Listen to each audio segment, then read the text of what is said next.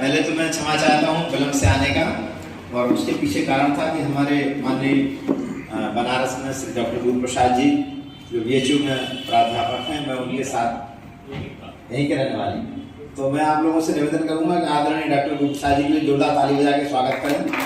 और उन्होंने हमको एक बहुत बड़ी दिशा दी है, और उन्होंने आज जिसके कारण मुझे विलम्ब हुआ कि NDDB के वो डायरेक्टर हैं, नेशनल डेयरी डेवलपमेंट बोर्ड, और उसके द्वारा बनारस में एक बायोगैस प्लांट लगाया गया है 7000 क्यूबिक मीटर का। तो बायोगैस प्लांट में वो गोबर को खरीदते हैं, गोबर से बायोगैस बनती है, बायोगैस वो पराग डेयरी को दी जाती है, और 100 किलोवाट के 2 जनरेटर भी उससे संचालित होते हैं। वहाँ खाद बनती है, और खाद काफ़ी दूर दूर यानी यहाँ से लेके गुजरात तक खाद जा रही है। तो मैं वो चूँकि मेरे लिए हम उन लोगों से मिल रहे हैं जिनसे आशीर्वाद ले रहे हैं, जैसे हमारे माननीय विधायक जी ने जो आशीर्वाद दिया, और मुझे आगे बहुत खुशी उस बात की हो रही है कि जो हमारे गुरु हैं सुभाष पालेकर जी, जिनसे मैंने बहुत कुछ सीखा है, तो हम लोग गुरु भाई भी हैं और मेरे बड़े भाई हैं, उनसे मुझे आशीर्वाद प्राप्त हुआ। आज के इस अवसर पर हमारे गौशाला के आदरणीय अध्यक्ष श्रीमान गोपाल कृष्ण जी, हमारे व्यवस्थापक और हमको मार्गदर्शन और आशीर्वाद देने के लिए उपस्थित हैं आदरणीय दिनेश कपूर जी, आदरणीय विधायक जी श्रीमान CVO साहब, DD एग्रीकल्चर आदरणीय श्याम मोहन अग्रवाल जी, आपसे भी तुरंत संपर्क हुआ और आपने आप सब लोगों को बनाने का जो काम किया, मैं उनका आभारी हूँ। आदरणीय नरेंद्र उपाध्याय जी, हमारे किसान मोर्चा के आदरणीय जिलाध्यक्ष, आदरणीय राजकेश जी, पाल धर्मेंद्र मिश्रा जी, अजय सिंह जी, रविंद्र सिंह दादाजी, घनश्याम यादव जी, नीरज मौर्य जी, पंकज जी, आदरणीय धर्मेंद्र सिंह भैया। धर्मेंद्र जी से मेरी पुरानी दोस्ती है, और मतलब बहुत सारी चीज़ों में हमको दिशा देते रहे, और मेरा लगातार जो पुराने के लिए संपर्क से रहा। मैं पहले भी आना चाहता था, लेकिन आने का अवसर नहीं मिल पाया। यहाँ अनुज झा एक जिलाधिकारी थे, और वो प्राकृतिक खेती के थोड़े उनकी रुचि थी उसमें, तो उन्होंने झांसी में हमारे कई प्रयोगों को उन्होंने देखा है कि यदि गाय होगी तो गौमूत्र का कलेक्शन होगा, प्राकृतिक खेती होगी। और झांसी जनपद में एक मनरेगा की स्कीम है, उस स्कीम का नाम है पक्का कैटल शेड, यूरिन टैंक तथा नाद का निर्माण। मतलब जो गाय पालने वाले किसान हैं, जिनके पास 4 एकड़ 67 से कम जमीन है, वो किसी भी जाति का हो या फिर कितनी भी जमीन हो अनुसूचित जाति जनजाति का, तो उसके यहाँ मनरेगा के द्वारा किसान का कोई पैसा नहीं लगेगा। मनरेगा के द्वारा गाय के नीचे पक्का बन जाएगा, पीछे नाली दे के होली बन जाएगी और पक्की लड़ौरी बन जाएगी, मनरेगा में शामिल है। तो उन्होंने देश में पहला मेरे आग्रह पर उन्होंने उसको लागू किया। उस योजना को लागू कराने में भी मेरा योगदान था। कांग्रेस की सरकार थी, CP जोशी ग्रामीण विकास मंत्री थे। मैंने उनसे निवेदन किया था कि गौमूत्र जो है बहुत महंगी चीज है, और हम उसकी कीमत जानते हैं, क्योंकि हमने तो बनाया है पक्का कैटल शेड 2006 में हमने अपने गाय के नीचे बनाया था। तो उन्होंने कहा ठीक है, हम क्या कर सकते हैं, मैंने कहा मनरेगा में उसको लागू कर दो। तो 2010 में वो मनरेगा में लागू हुआ। तो आदरणीय मेरे पूर्व विधायक से मेरा निवेदन है, और आप सभी से निवेदन है कि इस समय जो परिस्थितियां हैं बहुत ही बिगड़ रही हैं। हम बच्चों को रोज केमिकल खिला रहे हैं। ये हमारे सामने बोतल रखी है, यदि हम 10 ग्राम पेस्टिसाइड उसमें मिला दें, कीटनाशक दवा, जिसका हम अपने भिंडी, लौकी, तरोई, करेला सब्जियों में इस्तेमाल कर रहे हैं, छिड़क रहे हैं, तो यदि 10 ग्राम पिएंगे तो क्या हो जाएगा, क्या होगा, मृत्यु हो जाएगी। इतने जहरीले पेस्टिसाइड हैं। हम DAP का इस्तेमाल कर रहे हैं, यूरिया का इस्तेमाल कर रहे हैं, खरपतवारनाशक का इस्तेमाल कर रहे हैं। इससे हमारी मिट्टी जहरीली हो रही है, मिट्टी में पाए जाने वाले सूक्ष्म जीवाणुओं की संख्या लगातार कम हो रही है, और देसी केंचुआ जो किसान का मित्र है, वो किसान का मित्र अब कम हो रहा है कि बढ़ रहा है, कम हो रहा है। तो इस सब को लेते हुए मैं जहां जा रहा हूं वहां गाय पालने वाले किसानों का सम्मान और गौ पालकों का सम्मान कर रहे हैं, जो आज हमारे इस जिनका मैंने सम्मान किया, इन सबके लिए एक बार फिर से ताली बजा के इनका स्वागत करें। मेरे भाइयों, मैं आपसे निवेदन कर रहा हूं कि अब विकास का मॉडल बदल रहा है, सारे तौर तरीके बदल रहे हैं। तो हमारा विकास का मॉडल वो असली होगा जब हम अपने बच्चों को शुद्ध हवा, शुद्ध पानी और शुद्ध भोजन देने की व्यवस्था करेंगे। देखिए, आदमी कुछ कांग्रेस की गलत नीतियों के कारण हमारे जो किसान का, जो गांव का युवा का, जो किसान का मुंह जो गाय की तरफ था, गांव की तरफ था, खेत की तरफ था, वो उनकी गलत नीतियों के कारण हुआ, क्योंकि उसने गांव की तरफ, खेती की तरफ, गाय की तरफ तो पीठ कर दी, तो इसका मुंह हो गया शहर की तरफ। उसका परिणाम क्या है कि गांव से पलायन हुआ, गांव की प्रतिभा शहर की तरफ चली गई। और खेती एक ऐसा काम है कि सबसे महत्वपूर्ण कार्य है। वो खेती सबसे गांव में जो सबसे कम पढ़े लिखे, सबसे अनपढ़ लोग जो किसी भूमिका में नहीं है, उनके पास खेती आ गई। तो ये जो बदला है स्वरूप, इसको अब सही आने का स्वरूप आ गया। सौभाग्य से हम एक ऐसे काल में पैदा हुए जब हमको हमारे प्रदेश का मुखिया पूज्य योगी आदित्यनाथ जी और देश के मुखिया में पूज्य हमारे आदरणीय नरेंद्र मोदी जी मिले। मैं दोनों के लिए आपसे निवेदन करूंगा कि ताली बजा के उनका स्वागत करें। जो राजनीतिक व्यक्ति होता है उसकी सोच केवल 5 साल की होती है, 5 ईयर प्लान। जो गृहस्थ होता है उसकी जो सोच 5 साल की, 3 पीढ़ी की होती है। कैसी 3 पीढ़ी की होती है कि मान लो आज आप लोग बैठे हुए हैं, आज आप अपनी पीढ़ी के बारे में सोच रहे हैं, आप जिनकी शादी हो गई, बच्चे हो गए, वो बच्चों के बारे में सोच रहे हैं, और तीसरी पीढ़ी है उनके नाती। 3 पीढ़ी के बारे में सोचता है। दादा दादी जब बड़ी उम्र के 50 साल की उम्र हो जाती है, बच्चे घर में नाती पोता हो जाते हैं, तो उनकी पूरी देख रेख, पूरी ऊर्जा कहाँ चली जाती है? नाती पोतों में। सबसे ज्यादा प्यार किससे करते हैं वो? यदि घर बाजार जाएंगे, फल लेके आएंगे, मिठाई लेके आएंगे, कुछ लेकर आएंगे, तो वो किसको देंगे? पहले खुद खाएंगे, बच्चों को, अपने लड़का बहू को देंगे, नाती पोतों को देंगे। तो सबसे ज्यादा प्यार किससे करता है? जब एक युवा उसकी शादी आती है तो सबसे ज्यादा प्यार वो अपनी पत्नी से करता है। जब उसके बच्चे हो जाते हैं तो पति और पत्नी दोनों का प्यार कहां बढ़ जाता है? बच्चों पर चला जाता है। और जब बच्चे बड़े हो जाते हैं तो उनके फिर जब बच्चे होते हैं तो उससे भी ज्यादा प्यार किससे हो जाता है? तो ये 3 पीढ़ी का विचार करते हैं, वो गृहस्थ होता है। लेकिन जो संत होता है वो 7 पीढ़ी का विचार करता है। कितनी पीढ़ी का? 7 पीढ़ी का विचार करता है। तो सौभाग्य है हमारे कि हमारे माननीय मुख्यमंत्री और प्रधानमंत्री हमको ऐसे मिले जिनके जमाने में हम जी रहे हैं। वो हमको एक संत हैं, और वो केवल 5 साल का प्लान नहीं किया उन्होंने। आज 2017 के पहले गायों की तस्करी होती थी, कत्लखानों में गाय आती थी, और यहां से लेकर बंगाल तक गायों का फैलने का पूरा इतना तक फैला हुआ था। फैला था नहीं फैला था? और 2017 में जिस दिन उन्होंने सरकार, उत्तर प्रदेश सरकार में शपथ ली मुख्यमंत्री की, उसी दिन उन्होंने शाम को कैबिनेट की मीटिंग में किसानों का 36,000 करोड़ रुपए कर्ज माफ किया, और उसी दिन उन्होंने उत्तर प्रदेश के सारे कत्लखानों को क्या किया उन्होंने? एक बार फिर से ताली बजा के स्वागत किया। ये क्यों किया उन्होंने? अरे भाई जैसे चल रहा था चलने देते। पूर्ववर्ती सरकारों में यही हो रहा था। लेकिन उन्होंने इस प्रदेश में रहने वाले लोगों के 7 पीढ़ी के उज्जवल भविष्य के बारे में सोचा, क्योंकि उन्हें मालूम था कि बढ़ती हुई धरती जो जहरीली हो रही है, प्रोडक्टिविटी और प्रोडक्शन कम हो रहा है, जल का संकट बढ़ रहा है, हवा का संकट बढ़ रहा है, मृदा जो खेत जो है जिसको धरती माता कहते हैं, ये जिंदा है कि मरी हुई? मृदा खेत हमारा सजीव है कि निर्जीव? क्या है? क्या है? सभी बोलिए क्या है? अब आप केमिकल खेत में जब डालते हैं तो वो सजीव रहता है कि निर्जीव होता है? उसमें जब आप केमिकल डालते हैं तो उसमें पाए जाने वाले सूक्ष्म जीवाणु कम होते हैं, बढ़ते हैं? केंचुआ कम होता है, बढ़ता है? तो धरती को जहरीली बनाने का काम कौन कर रहा है? कौन कर रहा है? कौन कर रहा है? रासायनिक खाद, कीटनाशक दवाएं, और उसको कौन डाल रहा है? कौन डाल रहे हैं? हम लोग डाल रहे हैं। तो एक तरफ रासायनिक खादों का जाल फैल रहा है, और दूसरी तरफ गौ आधारित प्राकृतिक खेती के लिए माननीय प्रधानमंत्री जी ने 1 करोड़ किसानों को गौ आधारित खेती करने का बजट इस बार दिया है। और उत्तर प्रदेश में गंगा किनारे के 1038 गांव, उत्तर प्रदेश के लगभग सभी गांवों में गौ आधारित खेती चालू हो गई है। और बुंदेलखंड के 7 जिलों को गौ आधारित और गौ आधारित कृषि और मिलेट्स का हब बनाने का माननीय प्रधानमंत्री मुख्यमंत्री जी ने कार्य योजना चालू की है। उनके इस निर्णय के लिए हम जोरदार ताली बजा के स्वागत करते हैं। अब मेरी अंतिम बात, हमारे पास 2 रास्ते हैं।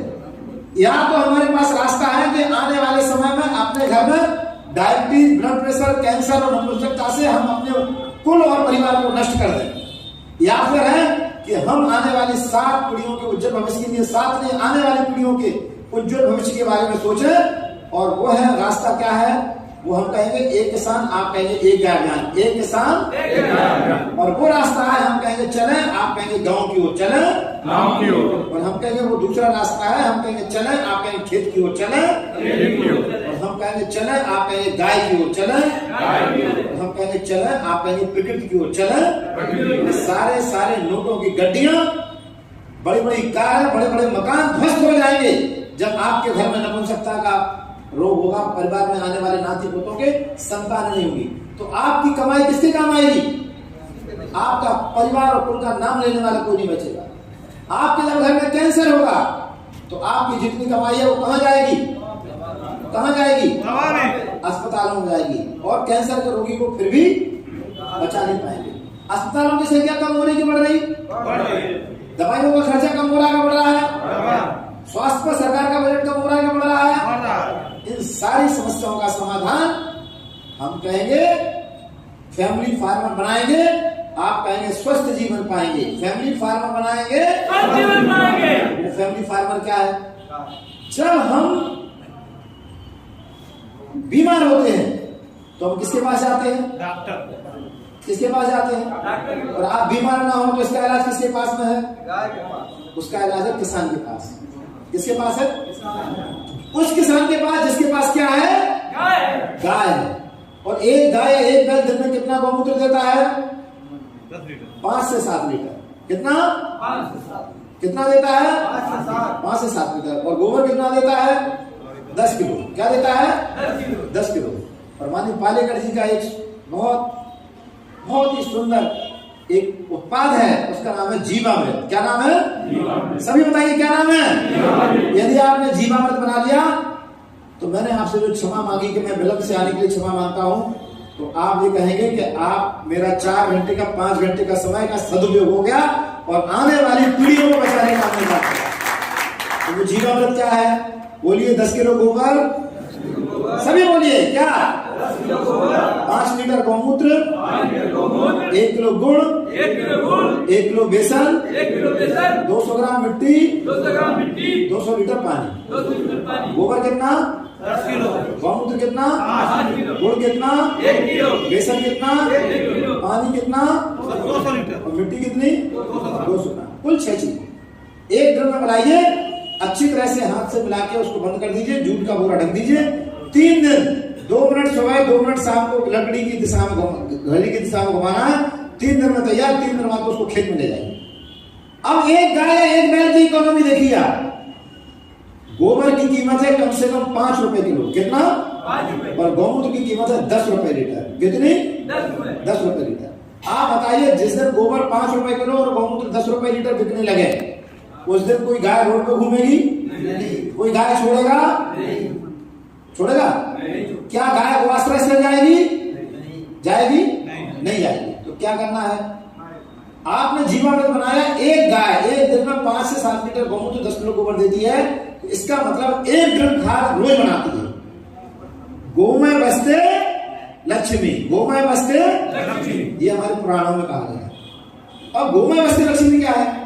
जब आपने जीवामृत बनाया, 1 ड्रम रोज बना, तो 365 दिन में कितने ड्रम खाद बनेगी? कितने ड्रम? 365 ड्रम। अब आपने 365 ड्रम में मान लो 300 आपके 60 दिन 65 दिन नहीं बना पाए, तो 1 साल में कितने ड्रम खाद बनेगी? 300। अब 1 एकड़ खेत में यदि 60 ड्रम जीवामृत डाल दिया तो एक गाय कितने एकड़ के लिए खाद देगी? 300। 5 एकड़ के लिए। कितने एकड़ के लिए? 60 ड्रम जीवामृत जिस दिन खेत में डाल देंगे उस दिन रासायनिक खेती से ज्यादा उत्पादन होगा। रासायनिक खेती से ज्यादा उत्पादन होगा। और हम कहेंगे गांव का पैसा, आप कहेंगे गांव में। गांव का पैसा गांव में। और हम कहेंगे गांव का पैसा, आप कहेंगे शहर में नहीं। गांव का पैसा और हम कहेंगे शहर का पैसा, आप कहेंगे गांव में। शहर का पैसा गांव में। आप 10 लोग मिलके, एक किसान जो गाय पालता है नहीं पालता है, तो योगी जी सरकार ने बहुत अच्छी सुविधा दी। हम कहेंगे एक गाय ले जाओ, आप कहेंगे 1500 रुपए पाओ, 1500 रुपए महीना पाओ। एक गाय ले जाओ 1500 महीना पाओ। 2 गाय ले जाओ 3000। 3 गाय ले जाओ 4500। और 4 गाय ले जाओ गाय ले जाओ फ्री। 4 गाय ले जाओगे तो 6000 रुपए महीना मिलेगा। और मैं आदरणीय गुरु प्रसाद जी भाई साहब से मैं कह के आया हूँ, मुझे नहीं मालूम था कि वो जौनपुर के रहने वाले हैं। उन्होंने कहा जितने किसानों की सूची थे वो एनडीडीबी बहुत न्यूनतम पैसे में 10-20% पैसा किसान को लगेगा, बकाया उसके घर में गोबर गैस बनवा देंगे। तो अन्नदाता किसान बनेगा ऊर्जादाता, अन्नदाता किसान बनेगा इस काम को करेंगे आदरणीय गुरु प्रसाद जी भाई साहब का मार्गदर्शन। इसलिए अन्नदाता किसान क्या बनेगा? अब जहां गोबर, जहां कचरा, वहां लगेगा गोबर गैस। और धरती में बढ़ता हुआ केमिकल, इसकी जगह हम देंगे धरती में को हमें जीवांश कार्बन बढ़ाना है। क्या बढ़ाना है? जीवांश कार्बन। क्या बढ़ाना है? जीवांश कार्बन। कब बढ़ेगा? जब गोबर और कचरे को कहां ले जाओगे? खेत में। गोबर कचरे को कहां ले जाओगे? खेत में। अब सबसे आसान काम क्या है कि आप गांव छोड़ के शहर की तरफ आ रहे हैं, शहर में प्लॉट ले रहे हैं, मकान बना रहे हैं, 25-50 लाख रुपए खर्च हो रहा है। आप लखनऊ में मकान खरीदोगे तो 1 करोड़ रुपए से कम में किसी फ्लैट में मकान नहीं बनना है। अब आप काम करिए कि जो हमारे किसान है, आप यदि प्रधानमंत्री आवास, मुख्यमंत्री आवास है, जो गरीब किसान है वो इसी क्राइटेरिया में आ रहा है, तो मैं चाहता हूं कि वो अपना मकान खेत में बनाए। कहां बनाए? तो हम कहेंगे किसान, आप कहेंगे खेत पर। किसान अब मैं आपसे पूछ रहा हूँ, जो किसान खेत में रहता है वो ज्यादा उत्पादन लेता है कि जो किसान रह रहा है गाँव में वो ज्यादा उत्पादन लेता है? खेत पर रहता है। तो यदि इस देश में 145 करोड़ वर्तमान की जनता, आने वाले समय में इसकी जनता भी आबादी बढ़ेगी, तो हमें कहाँ जाना पड़ेगा? खेत पर। तो हम कहेंगे किसान, आप कहेंगे खेत पर। किसान खेत पर। अब खेत में बरसात में मिट्टी ना बह पाए, पानी ना बह पाए, ये हमारी उपजाऊ मिट्टी ऊपर को ना बह पाए, इसके लिए क्या करना पड़ेगा? खेत पर मेड़। खेत पर मेड़। और मेड़ पर लगाने पड़ेंगे पेड़। मेड़ पर। और हम कहेंगे 30-30 फुट पर, आप कहेंगे फलदार पेड़ 30-30 फुट पर। और हम कहेंगे गौवंश, आप कहेंगे खेत पर गौवंश। और हम कहेंगे गौ आधारित, आप कहेंगे प्राकृतिक खेती। गौ आधारित। और हम कहेंगे खेती आधारित, आप कहेंगे कुटीर उद्योग। खेती आधारित। मेरी बात पूरी। किसान खेत पर मेड़, मेड़ पर पेड़, 30-30 फुट पर फलदार पेड़। गाय खेत पर, गौमूत्र का संचय, गोबर का संयंत्र, गौ आधारित प्राकृतिक खेती, खेती आधारित कुटीर उद्योग। अब इसमें एक चीज और जोड़ना, चारा उत्पादन, चारागाह विकास और चारा बैंक। क्योंकि बिना चारे के गाय नहीं रहेगी, तो हमें बहुवर्षीय चारा पैदा करना है। क्या करना है? बहुवर्षीय। तो चारे की जितनी किस्में हैं, जैसे मनुष्य के लिए आज फूड सिक्योरिटी की बात हो रही है, उससे भी ज्यादा आवश्यकता है वो है कैटल फूड सिक्योरिटी। गौवंश के लिए 365 दिन हरे चारे की व्यवस्था। आपको केवल सूखी रोटी, आके ताजी रोटी को बढ़िया रख दी जाए, नमक रख दिया जाए तो आप रोटी खाएंगे क्या? तो आपको क्या चाहिए? दाल चाहिए साथ में। तो चारे भी द्विदलीय होते हैं। हमारी बरसीम द्विदलीय होती है, ग्वार है, लोबिया है, ये द्विदलीय होते हैं। तो एक साथ के साथ द्विदलीय चारे बनाइए। फिर आप खली चूरी चोकर खिलाते हैं, उसको फैट भी चाहिए। गुड़ देते हैं, उसमें कार्बोहाइड्रेट, उसमें जो हमारा ग्लूकोज हो जाएगा। तो हमें ग्लूकोज भी देना है, हमें फैट भी देना है, हमें प्रोटीन भी देनी है, हमें सभी तरह की चीजें गाय को देनी है। तो हम चाहते हैं कि इस प्रकार का शिविर 1 दिन का आयोजित हो, जिसमें उन किसानों को जिनको गो आधारित खेती कराना है और उनके यहाँ जौनपुर में रहने वाले लोग, उनको गांव में रहने वाले किसानों का शुद्ध अन्न फल सब्जियां प्राप्त हो, और वो फैमिली फार्मर, फैमिली डॉक्टर की जगह क्या बनेगा? Family farmer. तो हमारा किसान जो छोटे से कड़ी में जाके आत्महत्या कर रहा है, और शहर में रहने वाले लोग लाख रुपए खर्च करके बीमारियों में मर रहे हैं, तो किसान और उपभोक्ता की दोनों की यदि लिंक जुड़ जाएगी, तो हमारा फिर जौनपुर जिला कैसा होगा? स्वस्थ और समृद्ध होगा। होगा कि नहीं होगा? इस काम के लिए 5E प्लान। 5E क्या है? 5। तो हमें गौशालाओं को क्या बनाना है? पहला काम बनाना है एनर्जी सेंटर। क्या बनाना है? ये हमारे जिले में जितने 101 है, कितने हैं सीपीओ साहब? 101। इन 101 सेंटर और हर गांव को हमें बनाना है एनर्जी सेंटर। क्या बनाना है? दूसरा बनाना है एनवायरमेंट। दूसरा क्या है? तीसरा है इकोनॉमी। चौथा है हमारा एम्प्लॉयमेंट, और 5वां है एजुकेशन। इन गौशालाओं को गांव में हमें किसानों के लिए एजुकेशन सेंटर बनाना है। हर किसान को शिक्षा चाहिए। काय की शिक्षा? कि किसान खेत पर मेड़, मेड़ पर पेड़, जीवामृत कैसे बनाना, घनजीवामृत कैसे बनाना, गोबर गैस कैसे लगाना, हम मल्टीलेयर फार्मिंग कैसे कर सकते हैं। तो इस बीच में हमारे साथ में आदरणीय राकेश पांडे जी बैठे हैं।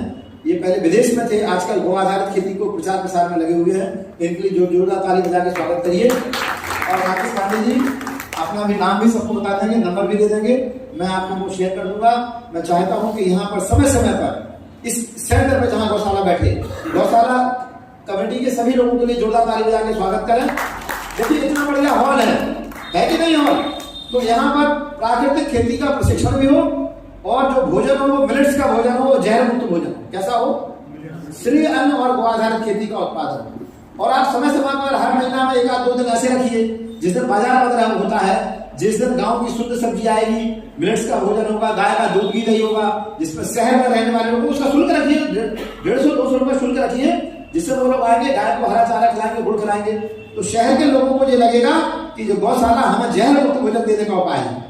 तो इस सब काम को हम करेंगे तो आने वाले समय में जो हमारा जो एक समृद्ध भारत, एक श्रेष्ठ भारत, आत्मनिर्भर भारत, परम वैभवशाली भारत बनाने का जो हमारे महापुरुषों ने लक्ष्य देखा है, देश स्वतंत्र हो गया है। आने वाले समय में हमें इस देश में के स्वतंत्रता के 100 वर्ष पूर्ण होते होते भारत को विश्व की महाशक्ति बनाना है। भारत को क्या बनाना है? और वो विश्व की महाशक्ति कौन बनाएगा? वो बनाएगा किसान बनाएगा। कौन बनाएगा? तो गांव बन के बनाएंगे। हमारे गांव में रहने वाले किसान सबसे बड़े चिकित्सक बनेंगे, सबसे बड़े ऊर्जादाता बनेंगे। तो कहीं ना कहीं जो भारत की जो हमने कहा था उत्तम खेती मध्यम मान निषिद्ध चाकरी भीख निदान, वो समय फिर से आ रहा है। चक्र है एक पहिए का, जो चक्र जो है जो नीचे चला गया था, अब समय आ रहा है वो बढ़ाने का। कोरोना ने हमको एक संदेश दे दिया है। मैं अपनी बात को कहते हुए समाप्त करता हूँ और आप सबने मुझे जो आशीर्वाद दिया, आदरणीय कपूर साहब, आदरणीय विधायक जी, आदरणीय शाहमोहन, हमसे बड़ी उम्र के जितने लोग हैं, मैं आपसे चाहता हूँ आप सदैव आशीर्वाद दीजिए कि योगी मोदी का जो सपना है वो पुनः पूरा हो। और महाराज जी ने जो सपना देखा कि हमारे उत्तर प्रदेश में सुख समृद्धि शांति और सुरक्षा का माहौल खड़ा हो, तो इस सब में हम मिलकर सहभागी बनेंगे। हम सरकार के साथ चलेंगे। हम कहेंगे योगी मोदी जिंदाबाद, आप कहेंगे जिंदाबाद जिंदाबाद, योगी मोदी जिंदाबाद, गौ माता की, भारत माता की। सबको मेरा प्रणाम। धन्यवाद।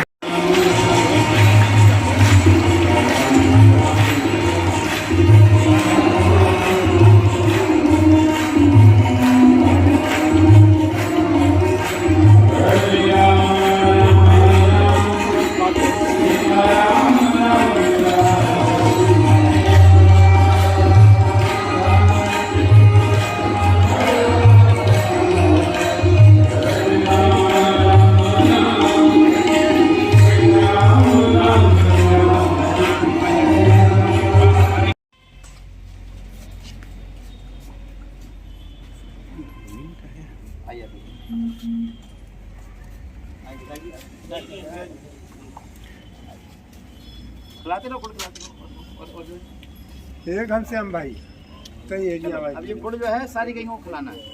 क्या करना है? सारी गईयों को खिलाना है। उसको माला नहीं बना पाएंगे, उसको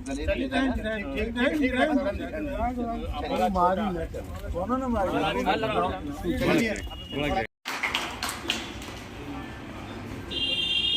और मैं बड़े भैया पूर्व विधायक श्री सुरेंद्र प्रताप सिंह जी से आग्रह है कि आप हमारे मुख्य अतिथि महोदय को स्मृति चिन्ह प्रदान करें।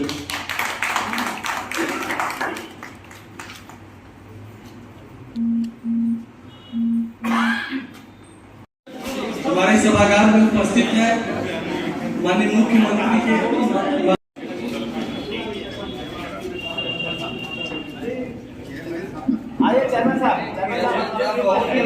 डॉक्टर रामचंद्र मौर्य जी, आप नगर पालिका परिषद की अध्यक्षा श्रीमती मनोरमा मौर्य जी के प्रति हैं, उनके प्रतिनिधि है हमारे महोदय द्वारा।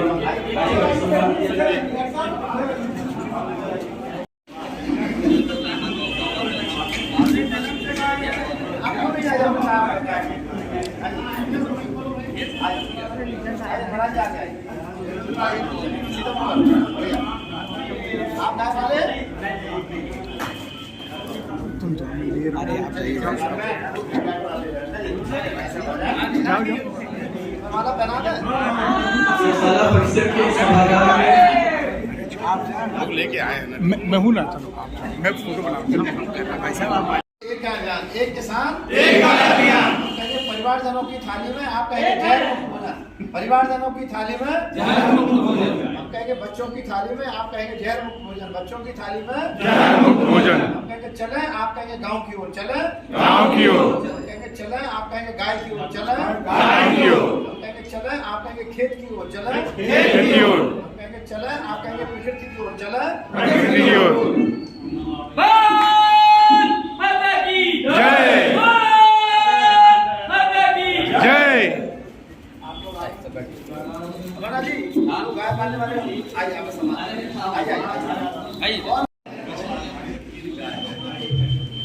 भारत माता की जय। हम कहेंगे हर किसान के पास, आप कहेंगे कम से कम एक गाय, हर किसान के पास।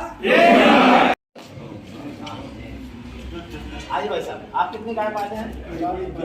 11 गाय। भाई साहब जोरदार ताली बजाइए भाई साहब।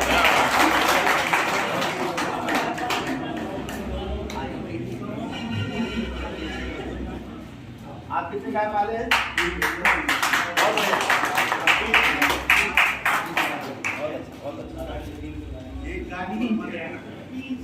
क्या नाम है? कितने गाय पाले? बहुत बढ़िया, ताली बजाइए भाई। आइए ना। बसंत जी कितनी गाय पाले? बहुत बढ़िया। ये सूरज भाई, जॉब का सूरज भाई।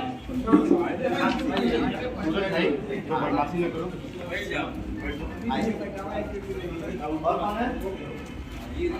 सब तो हो गई। अब आप जितने गौमाला के इधर आ जाइए आप।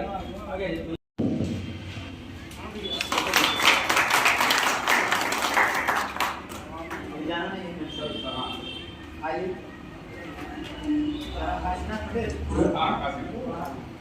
क्या नाम है? कितने गाय हैं?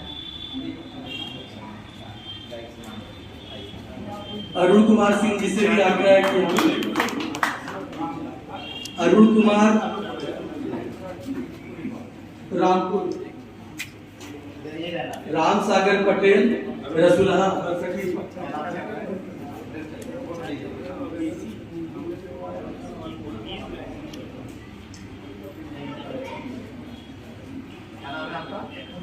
क्या गाय है? जयप्रकाश यादव जी, जयप्रकाश यादव जी,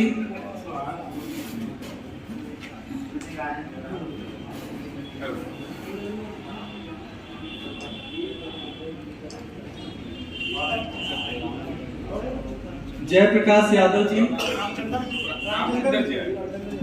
रामचंद्र यादव जी। जो गाय पालते हैं वो आधारित खेती कर रहे हैं, और हमारे बीच में कुछ ऐसे लोग हैं जो गौ सेवा के लिए समर्पित हैं। श्रीमान राकेश पांडे जी,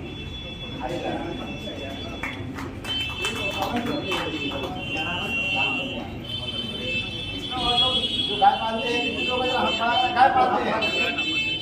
आइए राकेश पांडे जी, आइए। ऐसे लोग भी आइए जो गाय पालते हैं। आइए राकेश, कम से कम एक देसी गाय जिसके घर में है। प्रसन्न प्रजापति जी से भी आग्रह है कि आप आए, आप भी गाय पालिए। आपके यहाँ देसी गाय है, बहुत बढ़िया। आइए सर, आप आइए। क्या नाम है? बहुत सुंदर भैया, ताली बजाइए ना।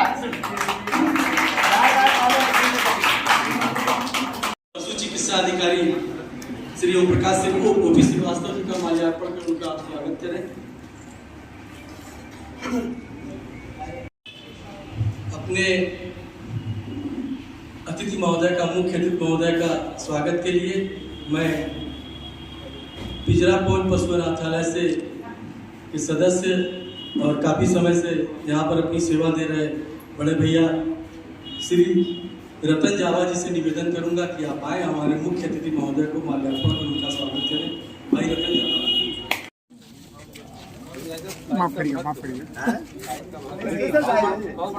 अरे वामन अवतार है।